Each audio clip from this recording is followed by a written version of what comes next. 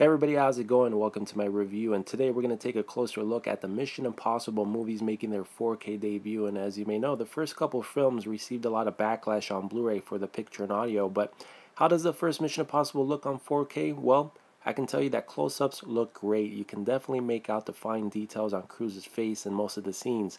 And the grain was intact, although it looks like DNR was applied a bit. The picture has sort of a murky look to it. Black lows look decent, but it doesn't have that wow factor to it. Sure, it's better than the previous release, but honestly, this looked as if I was watching it on Blu-ray, even though this includes both HDR and Dolby Vision. Nothing really popped except for the close-ups, and this features the Dolby 5.1 mix. So yeah, unfortunately, no Atmos track. So my rating for the picture quality is a 3.5 out of a 5, and a 4.5 for the sound. Now for Mission Impossible 2, the sharpness looks slightly better than the first movie, and just like the first film, it also features Dolby Vision and HDR. All the movies do, by the way, for this 4K release. And yeah, the grain was slightly intact for this, even though many scenes look as if DNR was applied. I especially noticed how soft the image looked when Cruise was, climbing the mountain at the beginning of the film, except for the close-up on his face. That portion looked, quite sharp. The colors in black lows are decent but not deep. It just simply doesn't have that wow factor that I was hoping for. Some scenes look good and some don't. It's not consistent.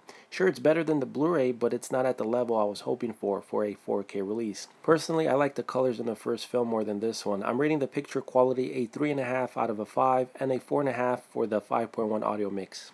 For Mission Impossible 3, now this is a whole different ball game. I really liked how this looked on 4K, even though this is a 2K digital intermediate.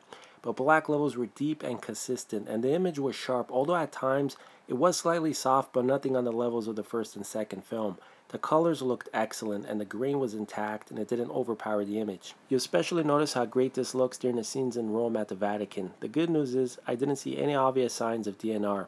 Mission Impossible 3 is a solid upgrade over the Blu-ray. I just wish the first and second film looked just as good. So overall, I'm rating the picture quality a 4.5 out of a 5 and a 5 for the 5.1 mix. For the fourth mission, Ghost Protocol, also known as the movie that features Cruise climbing the world's tallest building in Dubai. Again, another beautiful presentation. This features a true 4K release as post-production was completed in 4K. Black levels are deep, grain is slightly intact, and I did notice a bit of black crush in certain scenes, but it's nothing major. Overall, this looks excellent. The scenes at the Kremlin and Dubai are just so damn beautiful to watch.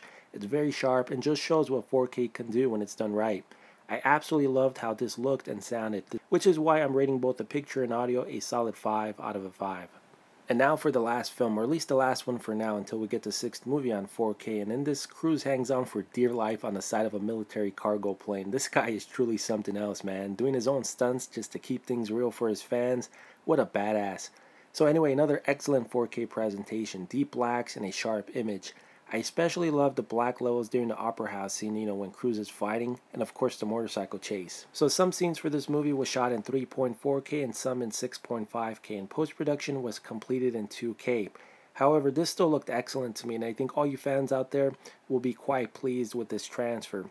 And you can't go wrong with its Atmos track. Overall, I'm rating the picture and audio for this a solid 5 out of a 5. So closing it out, it's still a worthy upgrade to 4K, although I wasn't pleased with the way the first and second film looked and sounded. I would have definitely preferred the Atmos track for those movies and a better picture quality. So there you have it, guys, the Mission Impossible films making their 4K debut, and I can't wait to check out the sixth movie. Until next time, take care, and I'll see you guys soon.